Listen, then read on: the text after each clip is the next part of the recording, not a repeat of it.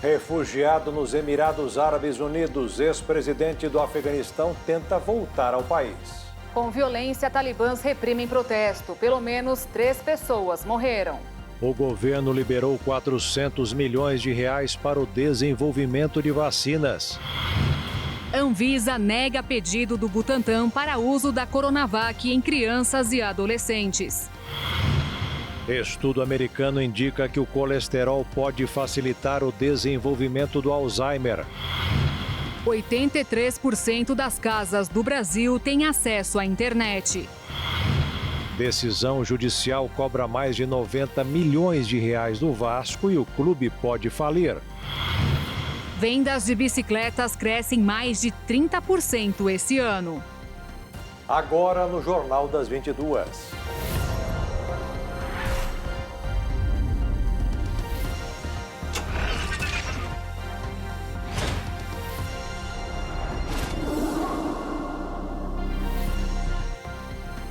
Olá, boa noite. Boa noite.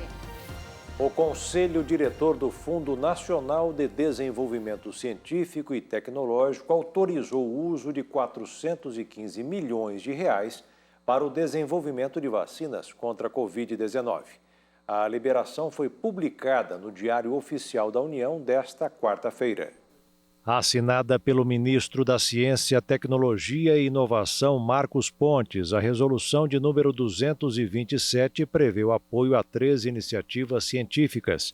Do montante, 310 milhões de reais serão destinados para apoio financeiro à execução dos ensaios clínicos de fase 3 da vacina contra a Covid-19 e 80 milhões de reais para as etapas iniciais de testes.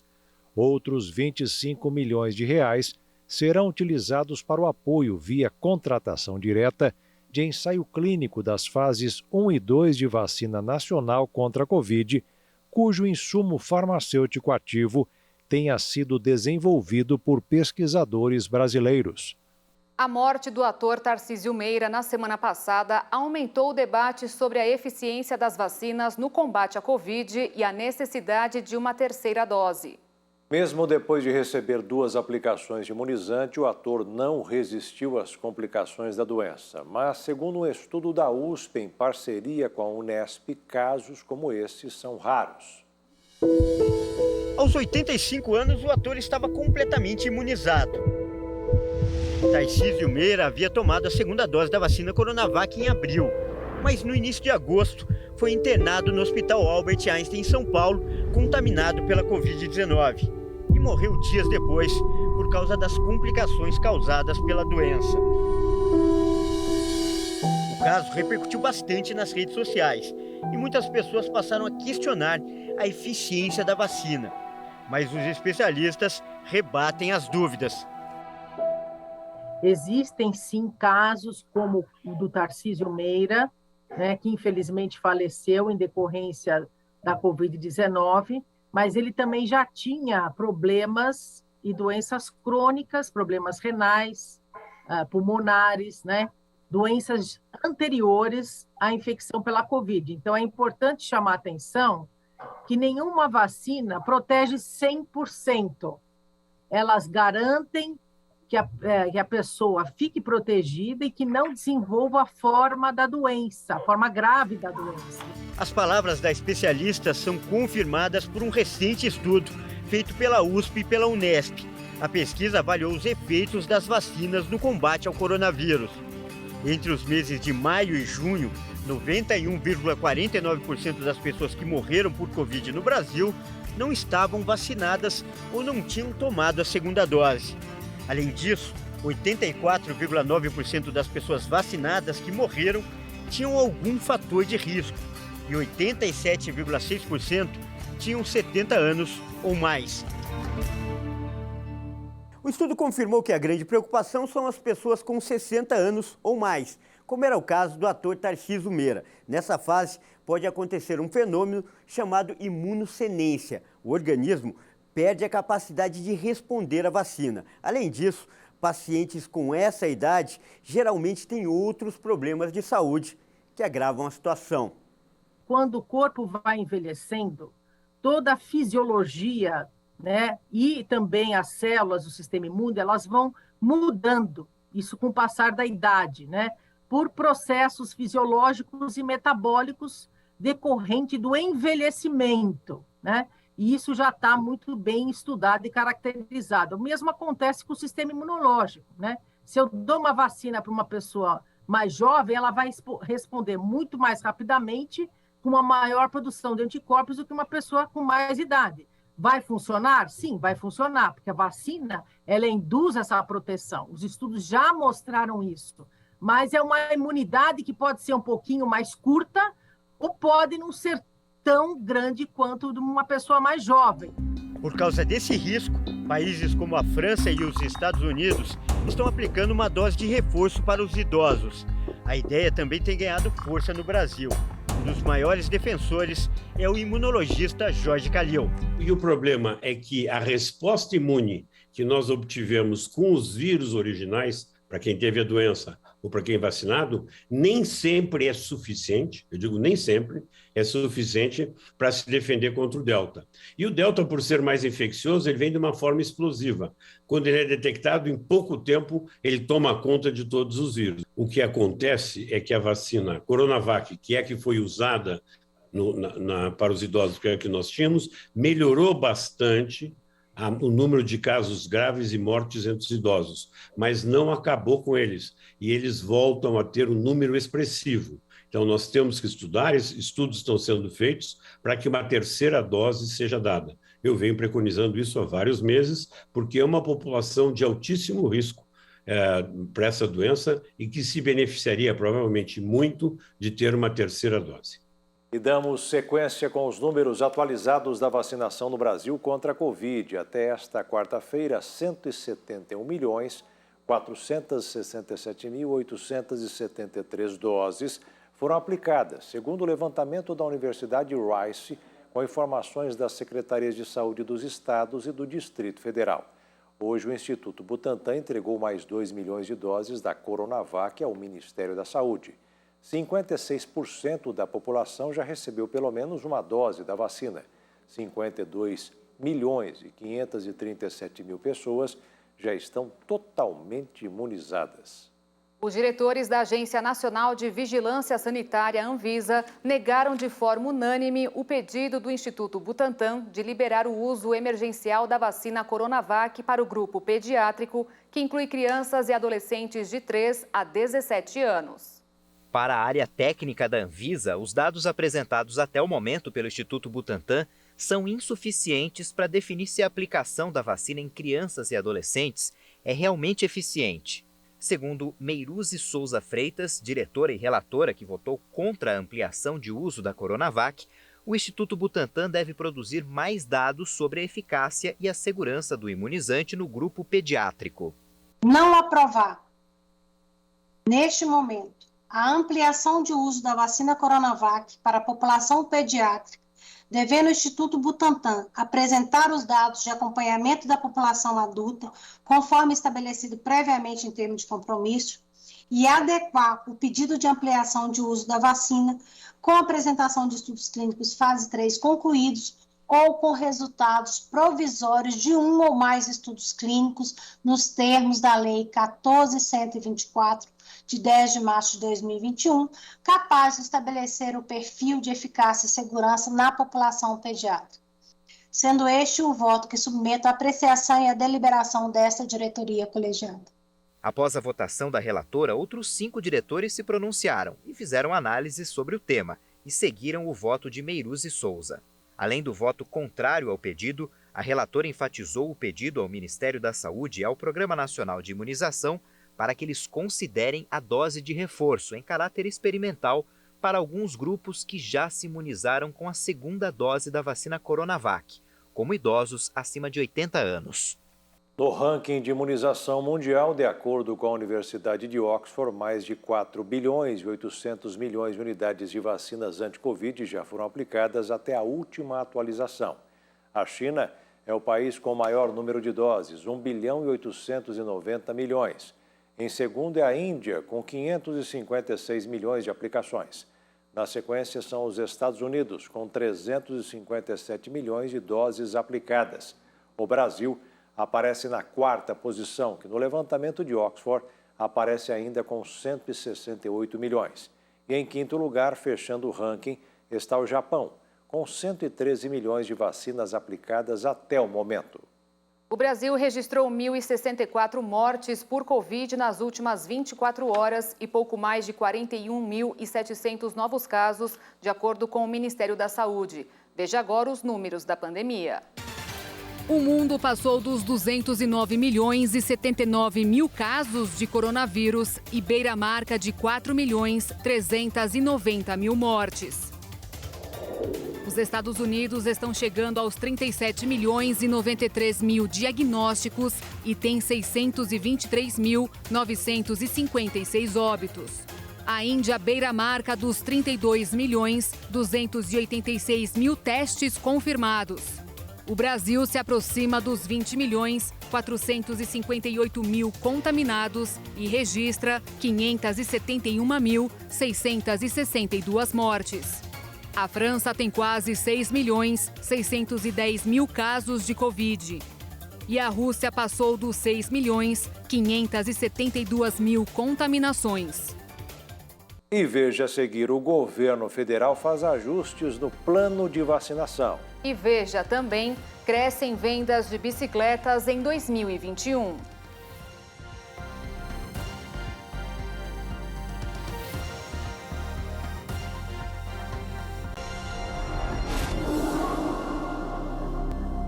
O Ministério da Saúde fez ajustes na metodologia de distribuição de vacinas para equiparar a imunização contra a Covid no país.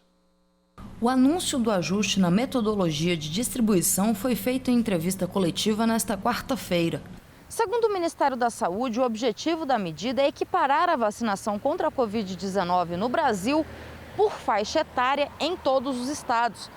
Isso porque em algumas localidades a imunização já atende todo o público adulto, como aqui no Distrito Federal, que começou a imunização de pessoas com mais de 18 anos na última terça-feira, enquanto em outros estados a vacinação ainda está na faixa dos 30 anos. O ministro da Saúde, Marcelo Queiroga, acompanhado do secretário executivo do Ministério da Saúde e da secretária de enfrentamento à Covid-19, explicou os ajustes. Durante a fase ainda em que estávamos vacinando as comorbidades, nós verificamos uma redução do ritmo da vacinação.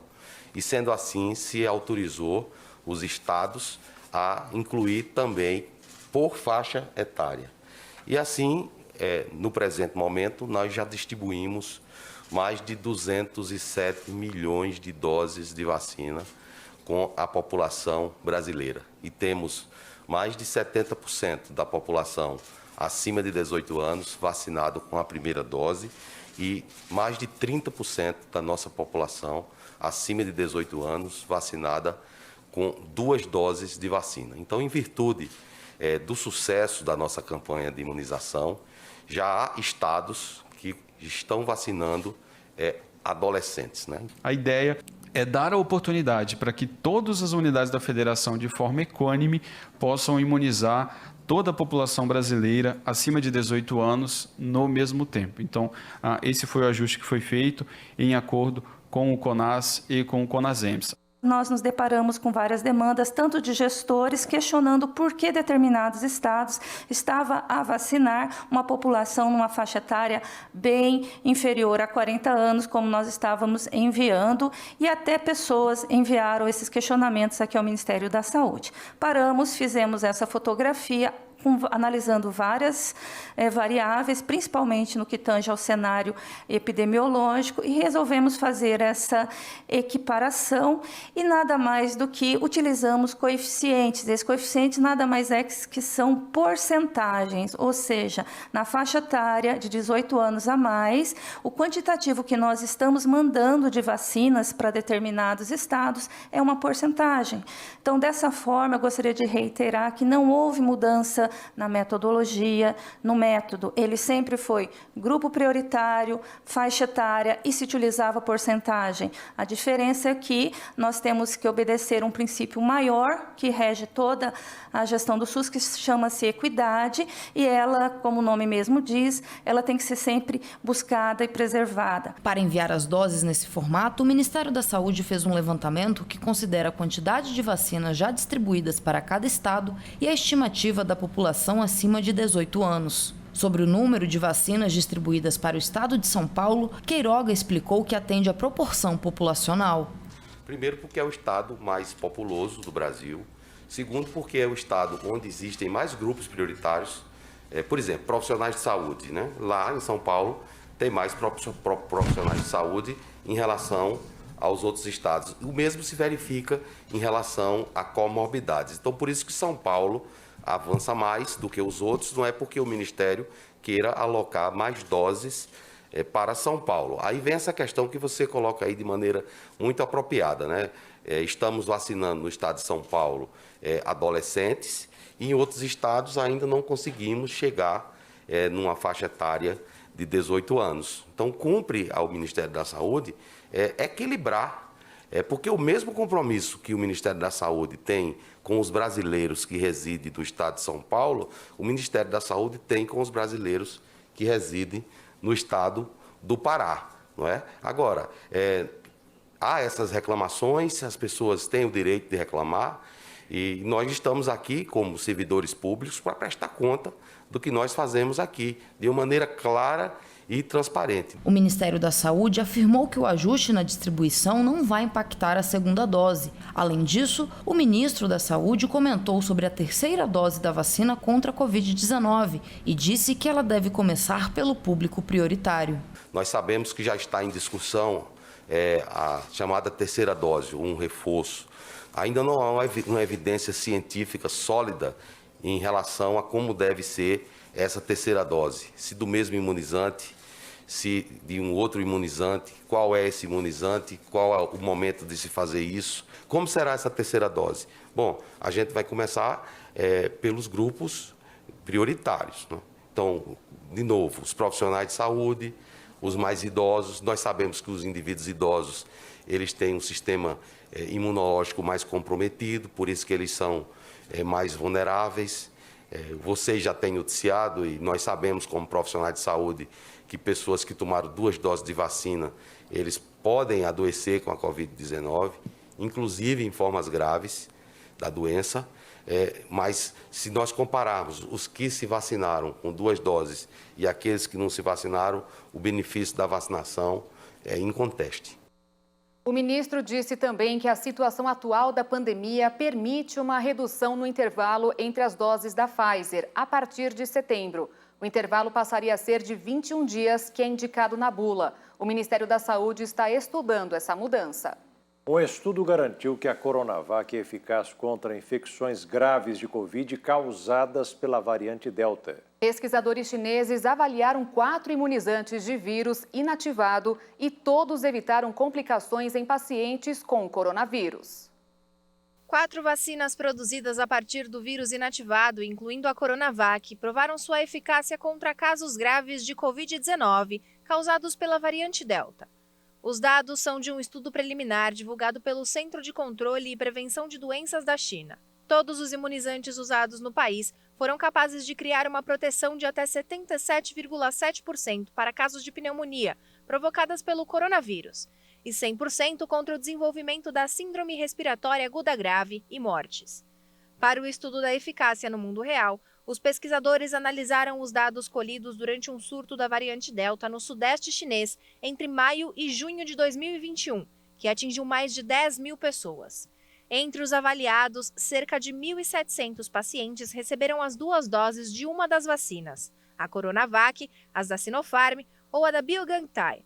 Ao menos 5.000 não haviam sido vacinados e cerca de 4.000 haviam recebido apenas a primeira dose. De todos os pacientes infectados pela Covid-19, apenas 102 tiveram pneumonia, mas destes, 85 foram em pessoas não vacinadas. 12 pessoas receberam apenas a primeira dose da vacina e 5 foram completamente vacinados. Mas entre os pacientes que desenvolveram um quadro grave, 19 no total, nenhum havia sido vacinado, nem ao menos com a primeira dose. Segundo o Ministério da Saúde, mais de 1.000 casos da variante Delta do coronavírus foram notificados no país desde maio. Apesar disso, a Gama, originária no Brasil, ainda é a variante predominante no país. Quase 3 meses depois dos primeiros casos da variante Delta terem sido identificados no Brasil, persiste a dúvida sobre o impacto da nova versão mais transmissível do coronavírus no país. A variante predominante ainda é a Gama, identificada pela primeira vez em Manaus.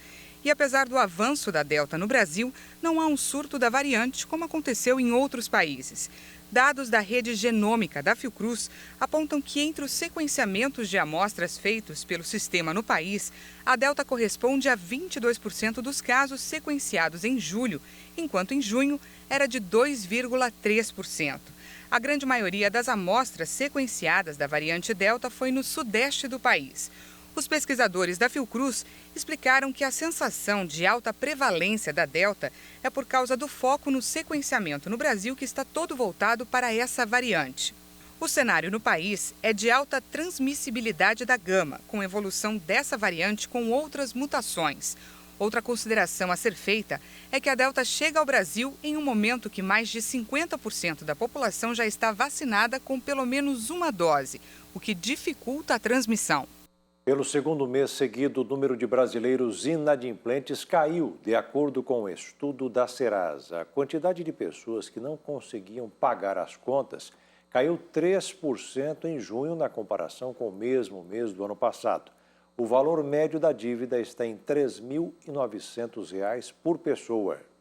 As agências de turismo do Brasil registraram uma melhora no faturamento em julho deste ano, na comparação com junho, conforme dados divulgados pela Associação Brasileira das Operadoras de Turismo.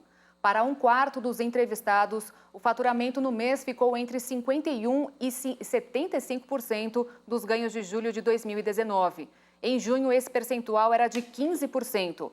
Gramado, Salvador e Fortaleza lideraram os destinos mais procurados. E 94% das agências realizaram alguma venda no mês para fora do país. E os brasileiros pedalaram mais. As vendas de bicicletas no Brasil aumentaram mais de 34% no primeiro semestre de 2021 em relação ao mesmo período de 2020. É um reflexo da pandemia. Elas se tornaram uma forma de praticar atividade física e também de fugir das aglomerações no transporte público. Enquanto alguns setores tiveram resultados ruins ao longo da pandemia, o de bicicletas teve muito sucesso com as vendas. De acordo com o levantamento realizado pela Aliança Bike, Associação Brasileira do Setor de Bicicletas, o ano de 2020 superou em 50% a venda de bicicletas em comparação com 2019. E a procura continuou. As vendas no primeiro semestre deste ano cresceram 34,17% em relação ao mesmo período de 2020. A Tembici, empresa que opera serviços de empréstimo de bicicletas, registrou um crescimento de 9% entre janeiro e julho de 2021 em relação ao mesmo período do ano passado no Brasil. Já na capital paulista, o aumento foi de 23%. Ainda sobre a pesquisa da Aliança Bike, envolvendo 180 lojistas de 20 estados, dos modelos vendidos no primeiro semestre, 61% custavam até R$ 3.000 e 81% até R$ 5.000. Apenas 5% saíram por mais de R$ 10.000. E segundo a associação, os preços estão mais altos porque o mercado foi bastante afetado pela variação do dólar, que influenciou no frete marítimo e no custo da matéria-prima. Nesta quarta-feira, o dólar fechou em forte alta no mercado financeiro, com os investidores de olho na cena política doméstica e analisando a divulgação da ata da última reunião de política monetária do Federal Reserve, o Banco Central dos Estados Unidos. A moeda norte-americana subiu 1,94% e encerrou o dia cotada a R$ 5,375 na venda. Apesar da fama de que não rende nada, o Fundo de Garantia está rendendo mais do que a inflação. Isso acontece quando se leva em conta o valor a mais que é depositado pelo governo com a divisão dos lucros do FGTS. Ontem a Caixa informou que vai distribuir 8 bilhões de reais para os trabalhadores. Desde 2018, o Fundo de Garantia rende mais do que a poupança e desde 2016 está acima da inflação. Esse ano o rendimento do FGTS será de 4,9% contra 4,5% da inflação e 2% da poupança. Hoje é o dia do estagiário e o IEL, Instituto Evaldo Lódia, ligado à Confederação Nacional da Indústria, abriu mais de 2.000 vagas de estágio. São oportunidades para alunos do ensino médio, superior e técnico em 10 estados e no Distrito Federal. As vagas estão no site Mundo Senai e as bolsas podem chegar a R$ 2.500. As empresas com ações na Bolsa de Valores tiveram lucro 11 vezes maior no segundo trimestre desse ano, na comparação com o mesmo período do ano passado. O levantamento da instituição Economática analisou mais de 200 empresas e deixou de fora companhias do ramo financeiro. O lucro entre abril e junho foi de 74 bilhões de reais contra 6 bilhões e meio no ano anterior. E veja a seguir, o presidente do Afeganistão tenta voltar ao país. E ainda, incêndio provoca mortes em região turística da França.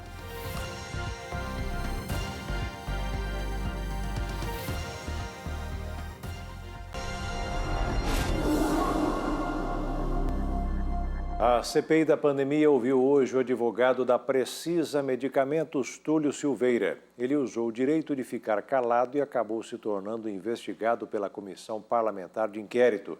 De Brasília, Jaqueline Fonseca tem as informações. Túlio Silveira, advogado da Precisa Medicamentos, foi ouvido pela CPI da pandemia nesta quarta-feira. Munido de um habeas corpus, ele ficou calado em boa parte das perguntas e se recusou a jurar dizer a verdade no começo da reunião. Silveira chegou a responder as primeiras perguntas do relator, senador Renan Calheiros, afirmou ter sido um simples advogado contratado pela Precisa para assessoria jurídica na negociação da Covaxin. Os senadores, no entanto, alegaram que ele abriu o escritório de advocacia apenas 3 dias antes da assinatura do contrato e que participou de audiência no Senado na condição de gerente de contratos da empresa. Quando os questionamentos se aprofundaram, o advogado parou de responder. Por causa da falta de colaboração, a reunião foi suspensa por 1 hora. Na volta, o relator da CPI, senador Renan Calheiros, anunciou que Túlio Silveira saiu da condição de testemunha e passou a ser investigado pela CPI da pandemia. Considerando o silêncio constrangedor do depoente, das dúvidas que perderam por força da resistência do doutor Túlio Silveira em prestar as necessárias declarações, que em nada constrangem ou poderia incriminar o convidado, agravando sobremaneira o andamento dos trabalhos dessa comissão parlamentar de inquérito, que em verdade tem a missão pública e que visa somente averiguar a regularidade de ações praticadas em momento tão dedicado da população brasileira para a população mundial.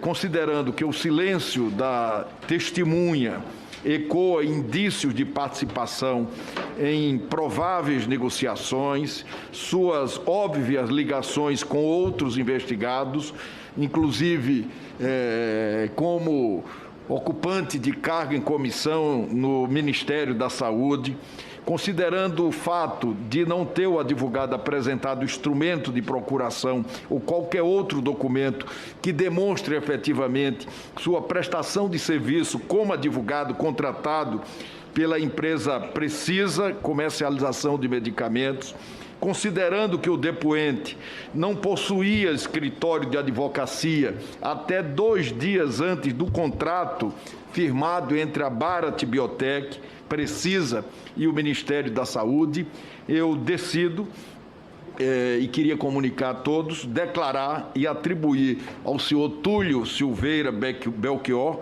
a condição de investigado por essa comissão parlamentar de inquérito, passando a ser tratado nestas condições, pelo que informo a essa presidência e aos demais membros presentes a essa reunião.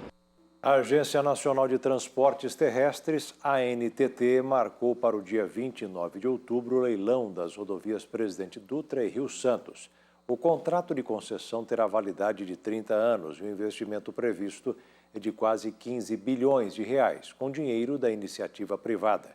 De acordo com o Ministério da Infraestrutura, o investimento vai ser usado para duplicações e instalação de mais pistas.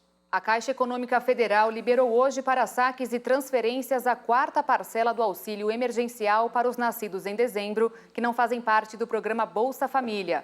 A 5ª parcela para esse grupo será paga no dia 31 de agosto. Depois de 5 dias, uma brasileira sequestrada no Paraguai foi resgatada. 4 pessoas foram presas. Estas imagens mostram o reencontro de Sandra Cristina Maceda, de 56 anos, com a família. Uma operação do Departamento de Combate a Sequestros da Polícia Nacional do Paraguai e do Ministério Público foi montada para o resgate da brasileira, que estava sequestrada no Paraguai desde sábado. Muito grata por tudo que fizeram por mim. E é um milagre, eu penso que é um milagre. A operação foi na área do assentamento Colônia Guarani, no departamento de Alto Paraná. Após o resgate, 4 pessoas foram detidas acusadas pelo crime. O ex-presidente do Afeganistão se refugiou nos Emirados Árabes Unidos e agora ele tenta voltar ao país. Nesta quarta-feira, Ashraf Ghani declarou em uma mensagem de vídeo que negocia para voltar a seu país.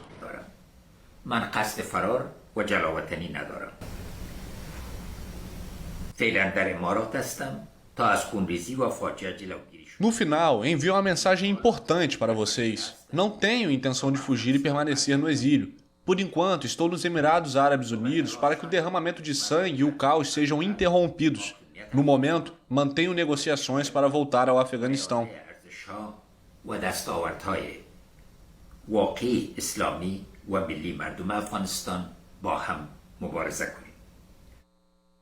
Ashraf Ghani ressaltou que apoia as conversas que os talibãs mantiveram com seu antecessor, Hamid Karzai. Apesar das declarações do líder afegão, a subsecretária de Estado americana, Wendy Sherman, reiterou que Washington não enxerga Ashraf Ghani como uma figura importante no Afeganistão, depois que o presidente deposto prometeu retornar. Uma manifestação na cidade de Jalalabad, no Afeganistão, foi reprimida violentamente pelo Talibã. Membros do grupo extremista efetuaram disparos em uma multidão e bateram em manifestantes. Pelo menos 3 pessoas morreram e 12 ficaram feridas. O protesto começou porque o Talibã tirou a bandeira do Afeganistão de um monumento no centro da cidade e colocou a sua própria bandeira. Também ocorreram protestos em outras regiões do país. Hoje foi o primeiro de 3 dias do lockdown na Nova Zelândia para tentar evitar um novo surto de Covid. As ruas da Nova Zelândia ficaram desertas nesta quarta-feira durante o lockdown nacional. O governo alertou que a população deve se preparar para um aumento de casos de Covid-19, depois que um pequeno foco de contágios provocou um confinamento relâmpago no país insular, que estava livre do vírus. A primeira-ministra Jacinda Ardern confirmou que após a detecção de um caso na terça-feira, o número de infectados subiu nesta quarta para 7. Ela afirmou que trata-se da contagiosa variante Delta. Ardern disse que o rápido aumento de contágios justifica sua decisão de anunciar um confinamento nacional. O primeiro caso registrado acabou com um período de 6 meses sem contágios de transmissão comunitária na Nova Zelândia. O país registrou apenas 26 mortes por Covid-19 entre a população de 5 milhões de pessoas desde o início da pandemia. O confinamento nacional, o primeiro em 15 meses para a Nova Zelândia, deve durar 3 dias. Mas as regiões de Auckland e Coromandel permanecerão uma semana sob restrições. 2 pessoas morreram no incêndio que afeta a região de uma cidade turística na França. Os incêndios registrados na França deixam um rastro de destruição. Desde segunda-feira, o fogo consumiu 5.000 hectares de floresta e matagal e provocou mortes nas imediações da cidade turística de Saint-Tropez, na Costa Azul francesa. Além disso, 24 pessoas ficaram feridas, a maioria por intoxicação, incluindo 5 bombeiros com lesões leves. É um choque para nós perder esse ambiente natural. Estamos aqui porque amamos a natureza e perdemos tudo. Quanto tempo vai demorar para restaurá-la? E nem sei se é possível restaurar tudo, dá muito trabalho. Milhares de pessoas deixaram a região de forma preventiva. Apesar de uma noite relativamente tranquila, segundo os bombeiros, o incêndio ainda não está controlado. O sul da França é a região mais recente da bacia mediterrânea afetada por incêndios florestais neste verão. As chamas já afetaram regiões da Grécia, Turquia, Argélia e Marrocos. Nos últimos dias, os incêndios destruíram 9.000 hectares na região turística do Algarve, no sul de Portugal, e 12.000 hectares na Espanha e na Vala Cruz, perto de Ávila. E depois do intervalo, o abastecimento de água em São Paulo é preocupante. E também, decisão da Justiça complica as contas do Vasco.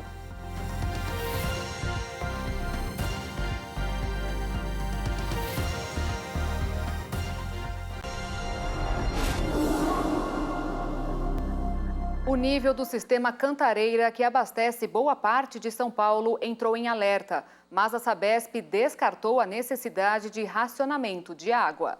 A queda no nível do reservatório do Cantareira, que abastece mais de 7 milhões de pessoas em São Paulo, está preocupante.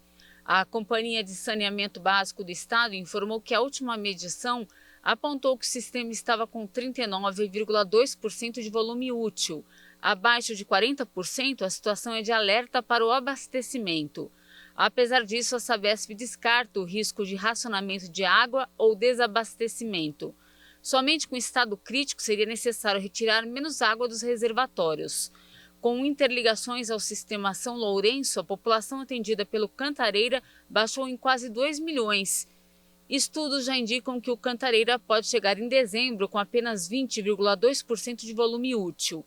Isso porque o índice de chuvas local ficou 39% abaixo da média histórica.